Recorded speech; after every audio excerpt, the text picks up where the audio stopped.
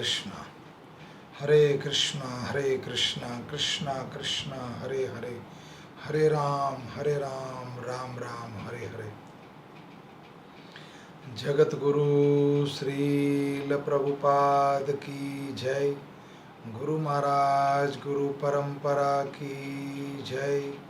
जगन्नाथ बलदेव सुभद्रा महारानी की जय। जगन्नाथपुरी धाम की जय।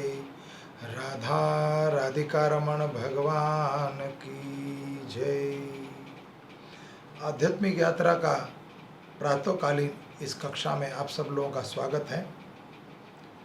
28 जुलाई 2020 जगन्नाथपुरी मानसी यात्रा को आज 50 दिन हो चुके हैं। प्रातःकालीन इस भोर कथा में आप सब लोगों का भोर में स्वागत है। ओम नमो भगवते वासुदेवाय। ओम नमो भगवते वासुदेवाय। नारायणं नमस्कृत्यं नरं चैव नरोत्तमं देवीं सरस्वती व्यासं ततो जयमुदीरयं नष्टप्रायं सुभद्रेषु नित्यं भागवतं सेवया भगवते उत्तम श्लोके भक्तिर्भवति नैष्ठिकी कृष्णाय वासुदेवाय देवकी नंदनंदनाय च नंदगोपकुमाराय गोविंदाय नमो नमो। ओम अज्ञानं तिमिरं ध्यानस्य ज्ञानजनाशलाकया चक्षुरूपं येन तस्मै श्रीगुरुवे नमः। वाञ्छाकल्पतरुभक्षा कृपा सिन्धु एव च पतितानां पावनेभ्यो वैष्णवेभ्यो नमो नमः। अनंत कोटि वैष्णववृंद की जय। निताय गौर प्रेमानंदन हरि हरि बोल। नीलांचल निवासाय नित्याय परमात्मना बलभद्र सुभद्राय जगन्नाथाय ते नमो नमो। हरे कृष्णा। आध्यात्मिक यात्रा में प्रतिदिन हम भगवत कथा का और भगवत कृपा का वर्णन कर रहे हैं। तो भागवतम में सप्तम स्कंद में प्रहलाद महाराज वर्णन करते हैं कि सबसे आश्चर्यजनक बात यह है कि इस दुखालय भरे हुए सागर में, इस भव सागर में मुझे सबसे बड़ी आश्चर्यचकित बात यह लगती है कि जो व्यक्ति ग्रह मेधी है उस सुख की प्राप्ति में परिश्रम करता रहता है और अंतकाले सुख की प्राप्ति नहीं होती। तो सबसे बड़ी दुख की बात यह है कि मुझे इस बात का दुख है कि जीवन भर जो श्रमिक व्यक्ति है, मजदूर व्यक्ति है, वो जीवन भर अपने मस्तक पर संगमरमर पत्थर ढोता रहता है और दूसरों के घर बनाता रहता है, लेकिन खुद को रहने के लिए एक कुटिया नहीं है, खुद को रहने के लिए एक झोपड़ी नहीं है। मुझे तरस आता उसके ऊपर, उस धोबी पर। प्रहलाद महाराज कहते हैं अपने बाल सखाओं को, सहपाठियों को, कि मुझे उस धोबी पर बड़ी कृपा और उस बात से मैं चिंतित हूँ कि जीवन भर रेशमी कपड़े धोता रहता है लेकिन पहनने के लिए एक जांघिया भी नहीं है। ठीक उसी तरह एक गधे के बारे में बताते हैं कि गधा जीवन भर बासमती राइस अपने पीठ पर बासमती राइस के बोरे लादता रहता है और खाने के लिए बासमती राइस की भूसी भी नहीं मिलती। तो क्यों हम इतना परिश्रम कर रहे हैं, क्यों इतना कष्ट भोग रहे हैं? जब तक इस बात का हमें ज्ञान नहीं होगा कि वास्तव में जो असली सुख है, असली आनंद है, वो परमात्मा की प्राप्ति में है, परमात्मा का भजन नाम सिमरन करने में है। सांसारिक सुख, किसी तरह का भी सुख हम ग्रहण कर ले, सांसारिक सुख, प्राकृतिक सुख जो मिल, धन दौलत इत्यादि, या अपने संतान का, या अपने समाज का, या अपने व्यापार का, या अपने बिजनेस का, ये सुख जो भी एक क्षणिक है, शाश्वत सुख नहीं है। अगर हम शाश्वत सुख चाहते हैं, शाश्वत जो जीवन भर मरने के बाद भी रहे, हमारा शरीर छूटने के बाद भी सुख ना छूटे हमसे, वो है भगवत भक्ति, भगवत का ज्ञान और भगवत धाम की प्राप्ति। दिव्य ज्ञान, जब तक हमारी भक्ति जो है, हम साधु संग, भगवान के परम भक्त का संग, साधु का संग नहीं करेंगे, तब तक ये सब असंभव है। इसलिए भागवतम में महत्व दिया गया है कि यहाँ पर सालबेग की कथा सुन रहे हम 2-3 दिन से। तो सालबेग की जो गुरु बनी है उनकी माता ललिता, और एक मोमडन परिवार में जन्म के बाद भी भगवत प्राप्ति कैसे हो सकती है, भगवत कृपा कैसे हो सकती है, इस कथा में वर्णन है। जगन्नाथपुरी धाम यात्रा में शास्त्र चक्षु में बताया जा रहा है। तब कल हम बता रहे थे, शालबेग कहता है कि तुम्हारी कृष्ण की उपासना आराधना की, परंतु मेरा कोई कष्ट अभी तक दूर नहीं हुआ। अपनी माता को कहते हैं आत्मसमर्पण करने के बावजूद भी, परंतु क्या हुआ, देह की कष्टमयी वेदना ठीक नहीं हुई। तब माँ से कहा, तुम्हारे श्री कृष्ण का उपासना आराधना करने से मुझे कोई लाभ नहीं हुआ, मेरा कष्ट और बढ़ा है, बल्कि वेदना का प्रभाव और अधिक हो गया है। अनेक कष्ट तुलकरी दया करंती नर हरि, तो मने संशय न कर, विश्वासे भजवंशी धरा। हे वह पुत्र, इस नरहरि की लीला बड़ी ही विचित्र है।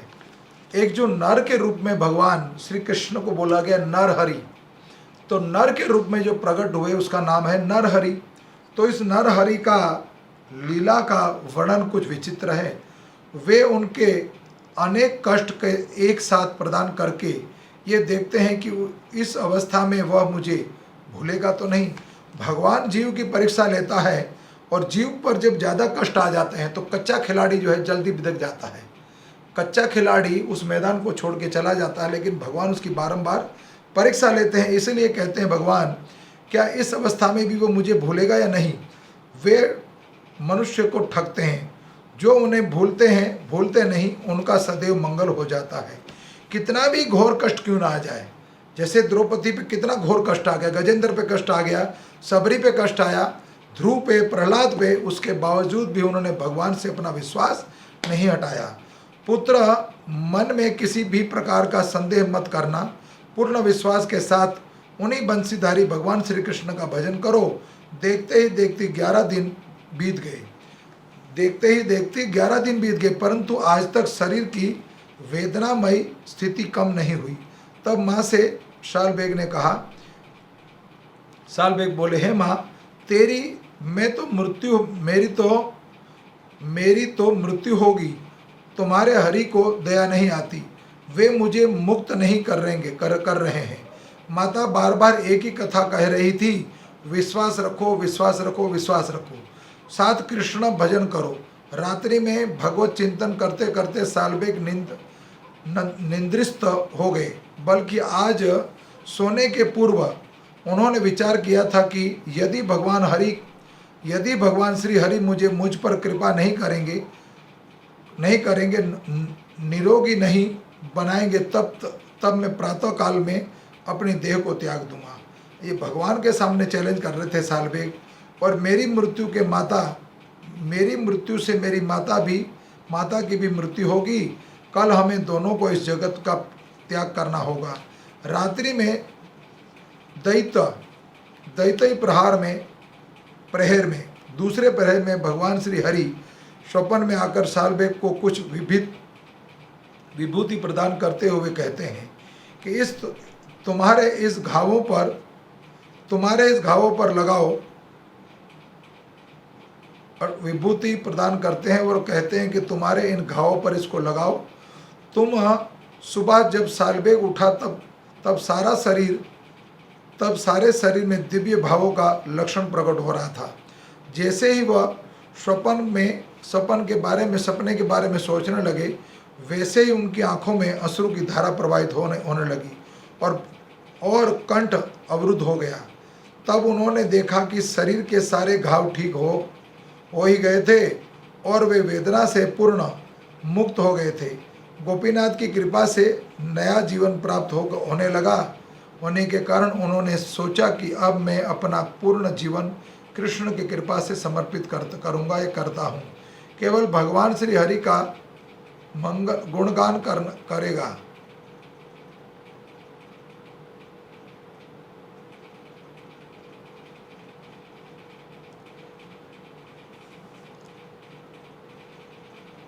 जीवन कृष्ण के सेवा में समर्पित करूंगा, केवल भगवान श्री हरि का गुणगान करूंगा। अपनी माता का आशीर्वाद लेकर उन्होंने जगन्नाथपुरी यात्रा शुरू की और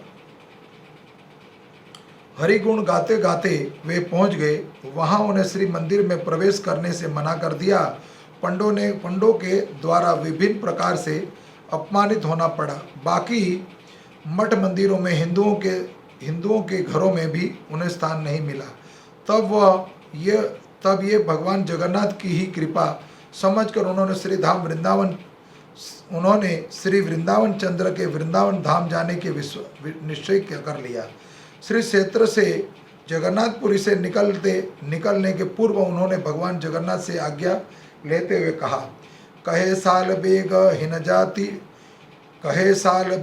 हिन जातिर मुयो यवन तीनी दारू आज्ञा हेल जीबी वृंदावन। है तीनों विग्रह में वृंदावन जाने की आज्ञा नीच यौवन सालबेग आपके मांग रहा है। भगवान जगन्नाथ जी से सालबेग हाथ जोड़कर प्रार्थना करते हैं और आज्ञा मांगते हैं कि मैं धाम में जा रहा हूँ, श्री धाम वृंदावन, तो आप मुझे आज्ञा दीजिए। तब बालेश्वर में रुककर उन्होंने श्री श्याम सुंदर विग्रह का दर्शन किया और श्रद्धा से वृंदावन की ओर चले और गाते रहे। जीवन रे थे भी जेबे जीबी वृंदावन दर्शन करीबे जाई श्री मधुसूदन राधा कुंड श्याम कुंड करीबी स्नान परिक्रमा करुथिबी गोवर्धन अनादे यमुना जल करीबी मुपान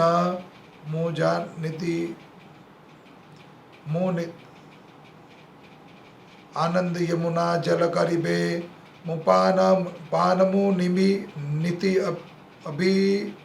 अजी भी जहु मुस्कृतो भजर रास धर धुरी अंगे करीबे लेपन कुंजे तरु मिले करीबी शयन राधा कृष्ण वेरी भिन नोहे कुंजवन वाहे सालबेग की जाही न जातिर युवन। इस जीवन में वृंदावन जाकर भगवान श्री मधुसूदन का दर्शन करूंगा, राधा कुंड और श्याम कुंड का स्नान करके श्री गिरिराज गोवर्धन की परिक्रमा करूंगा और आनंद से यमुना का जलपान करके मुक्ति के दाता प्रदंता भगवान मुकुंद का भजन करूंगा और राजस्थली के ब्रज रस को शरीर पर धारण करके कुंज तथा वृक्ष के नीचे शयन करूंगा। श्री राधा कृष्ण गुणगान करके वृंदावन से भिन्न नहीं है। सालबेग कहते हैं कि मैं जाति से यवन हूँ। सालबेग वृंदावन में लगभग 1 साल तक रहे और निरंतर भगवान के हृदय में कार्यकल्पों के श्रवण कीर्तन में निमग्न हो गए। विशेषतः राधा कृष्ण के दिव्य गीतों का आस्वादन और रचना की कुछ दिनों के पश्चात जगन्नाथपुरी गमन की तीव्रता लालसा से उनके हृदय में जाग उठी थी, क्योंकि रथ यात्रा नज़दीक आ रही थी। वे भगवान जगन्नाथ को रथ पर देखना चाहते हुए परंतु यदि वे चले भी तो भी वापसी रथ यात्रा भी खत्म हो जाती। फिर भी हृदय में तीव्र लालसा एवं गहरे अनुराग को धारण कर किया और श्रद्धता से नीलांचली की ओर चल पड़े। तब रास्ते में भगवान जगन्नाथ के विग्रह भाव से व्याकुल होकर एक दिन तब रास्ते में भगवत विरह भाव से व्याकुल होकर एक गीत बोल पड़े और जो बाद में उड़ीसा से अधिक प्रसिद्ध हो गया।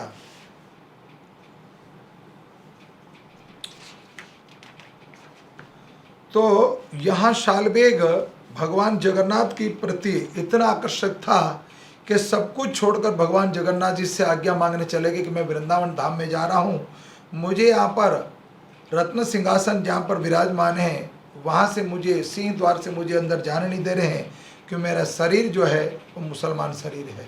तो जगन्नाथ जी के मंदिर में इनका प्रवेश नहीं था। तो नज़दीक के कुछ दिनों में जगन्नाथ यात्रा आने वाली है और जगन्नाथ यात्रा में शास्त्र के हिसाब से बता रहा हूँ, जगन्नाथ यात्रा शास्त्र के हिसाब से जो जगन्नाथ यात्रा के बारे में बताया गया है कि भगवान जल्दी ही जीव पर कृपा करने के लिए पथ पर आएंगे।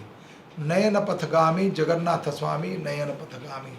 जगन्नाथ जी भगवान का उद्धार करने के लिए, भक्तों का उद्धार करने के लिए पथ पर आते हैं और पथ में राजमार्ग पर चलकर निकलते हैं और सभी जीवों पर विशेष कृपा करते हैं। धन्यवाद। हरे कृष्णा। कोई त्रुटि रह गई उस कथा में तो क्षमा चाहता हूँ। पुनः आपसे फिर कल मिलेंगे। हरे कृष्णा।